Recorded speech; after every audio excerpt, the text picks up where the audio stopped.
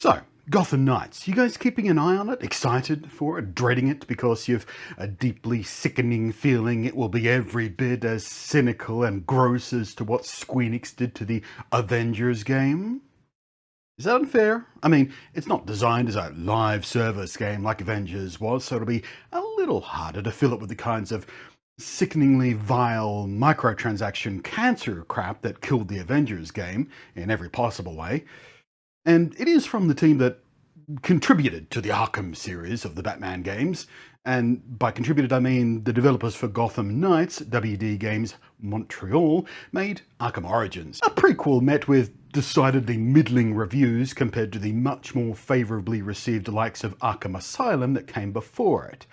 So they made the worst game in that series so far, and they were heavily criticised for failing to do sufficient testing before release of the game at the time, which still had several severe bugs in it, some of them game-breakingly bad, and instead of actually fixing them, they focused instead on getting the paid DLC ready to suck more cash out of gamers' pockets, so not the best reputation.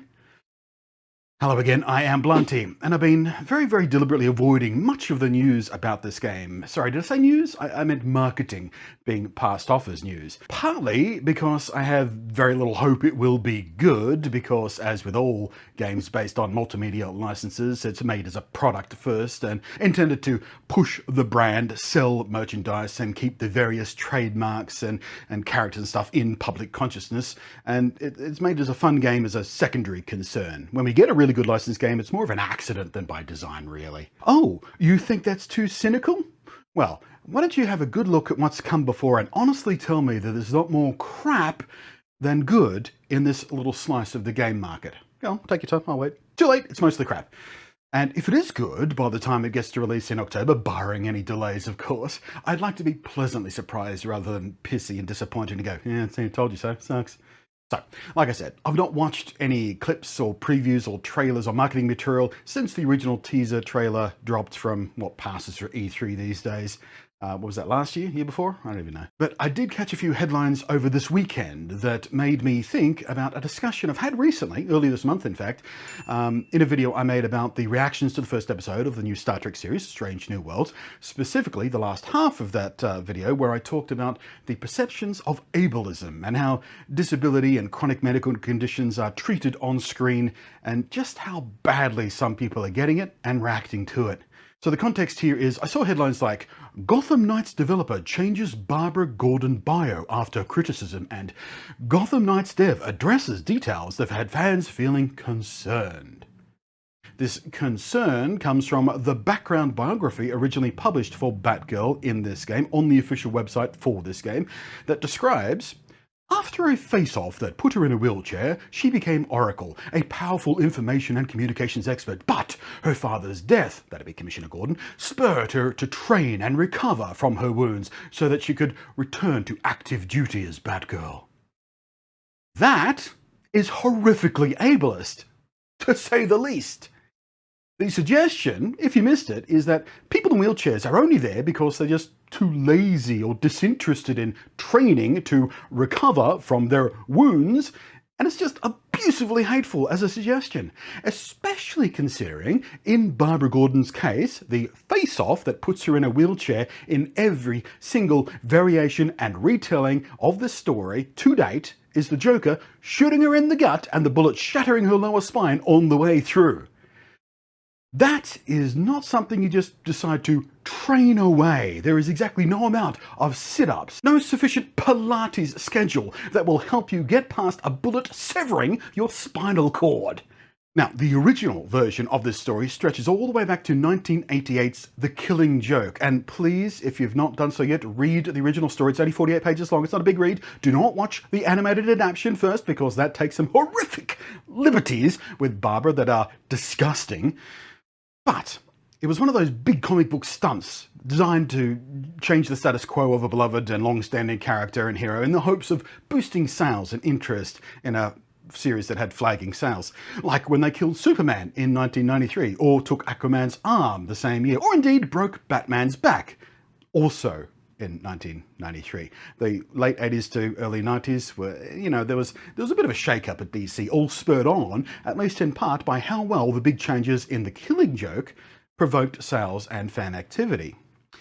It was very controversial at the time, pissing off a whole lot of Batgirl fans, and while the story itself was damn good, and I mean damn good, it is counted today as among the best, possibly most definitive of the Joker stories ever put to ink. It was originally intended as just a one-shot comic, but as a marketing device, it worked so well. The events were indeed folded into the ongoing titles of the Batman series, and Barbara stayed permanently disabled for many, many, many, many years, wheelchair-bound, and she began contributing to the Bat family's crime-fighting efforts as Oracle, or as the new Spider-Man movies might put it, the woman in the chair.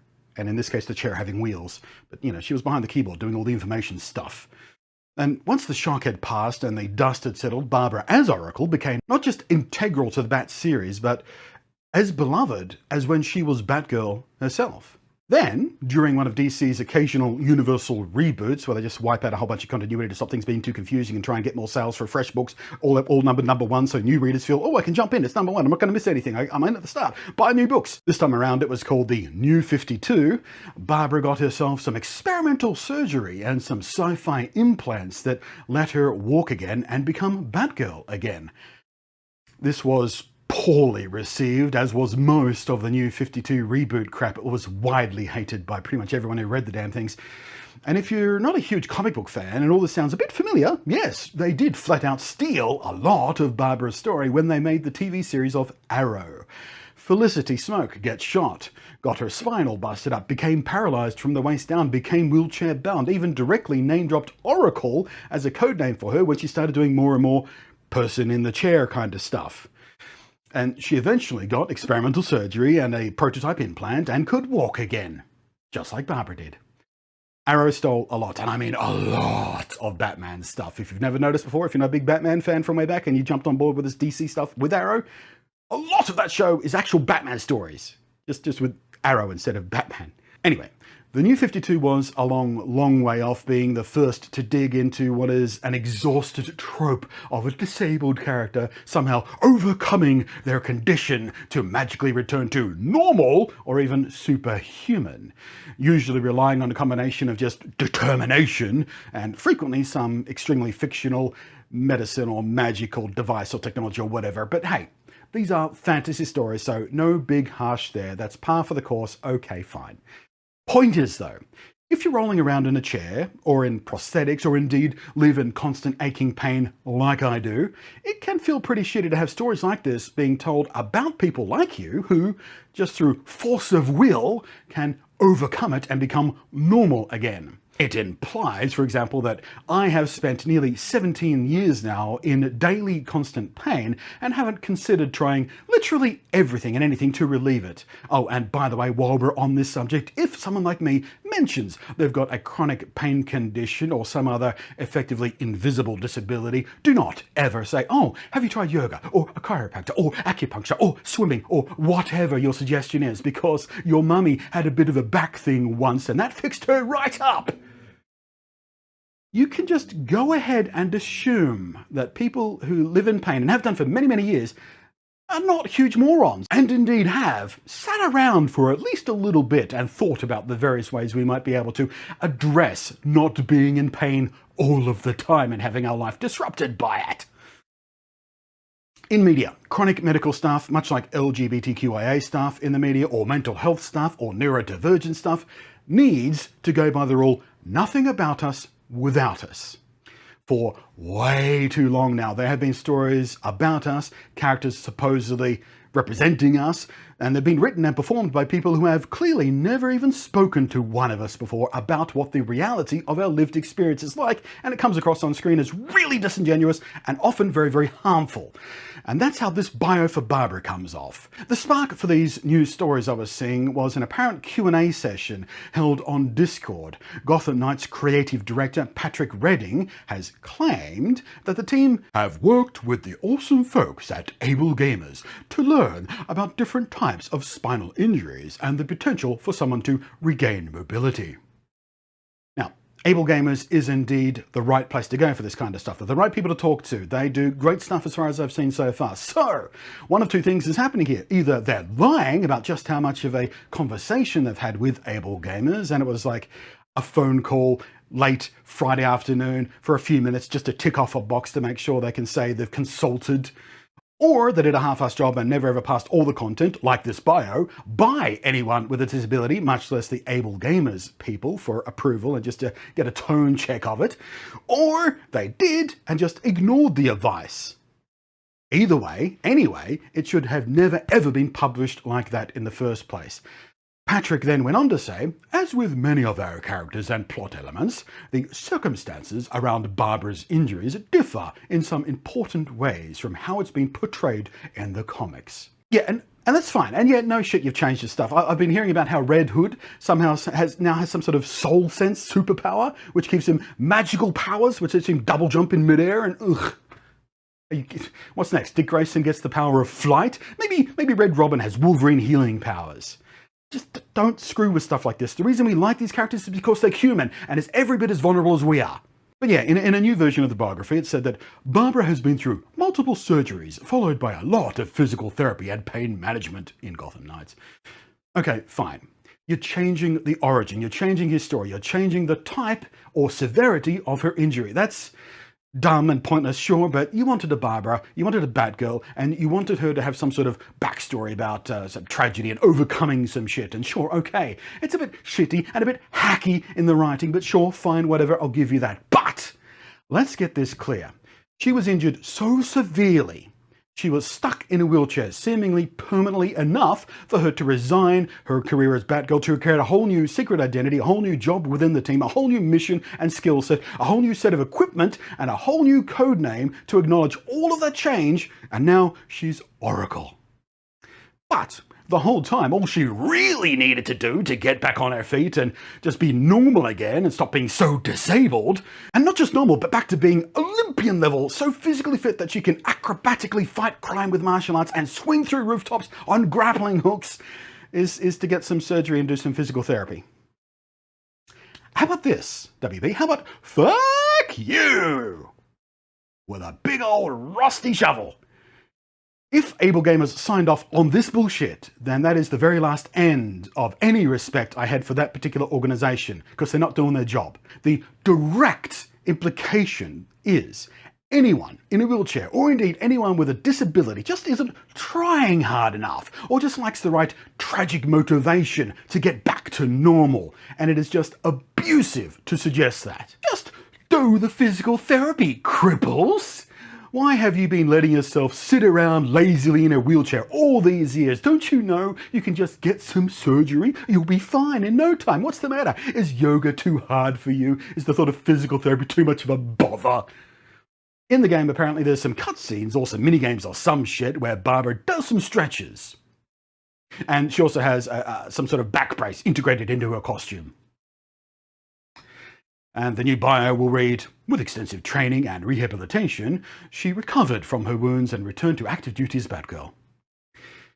Is it possible for people to recover from even quite severe injuries? Yeah, of course it is. Is medical science constantly opening up new avenues of therapy and surgery in the real world here? Yep.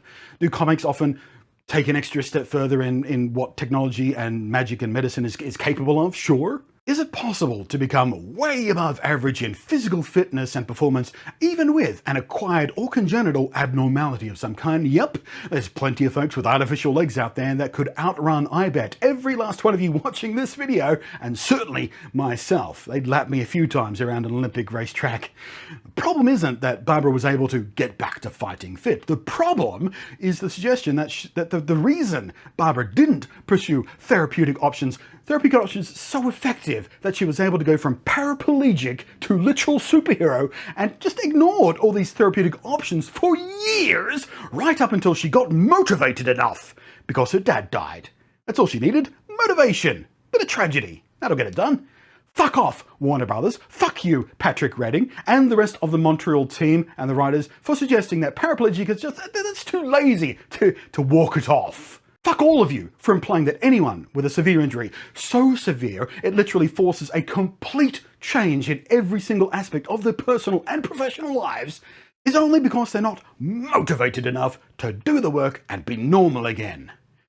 And if Able Gamers approved any or all of this, fuck you people, because you are not the organization I thought you were. I don't know what you think, and some of you are probably out there thinking, well, you know, she was stuck in the chair for years, but then there was some sort of new technology, new revelation, a new procedure, something new came along after all those years. That's still lazy writing. Just waving your hand going, whoop, not paraplegic anymore. Whoosh, away you go. They tried that in the New 52 and people hated it. Want to know why they hated it? Rewatch this video, see if you can figure it out. So, all of that said and off my chest, we also have to acknowledge that the game isn't out yet. We know little about it. They could change things, I suppose. I don't know how much they could change in the game itself as far as the story goes, because by this point, it's all been written, it's all been voice acted. They're fiddling with the game mechanics and the engine, trying to get it ready for release at this point. So going back and making massive changes to the backstory and how Barbara is treated throughout the story and how she got back on her feet and what happened to her and all that sort of stuff. That's a pretty big job this late in the game to retcon all of that with the game so deep in development already. So, you know, grain of salt and whatever caveat you want with this, but what we know so far to this point and what the developers themselves have said on the record about this in direct response to people questioning this is extremely disturbing. I now await your 2 cents. Thanks for watching all the way through. If you did, I hope you did, because, well, this is important stuff. I am Blunty. Thanks as always to the patrons up above there, and I will catch you next time. I have to sit down because my back hurts.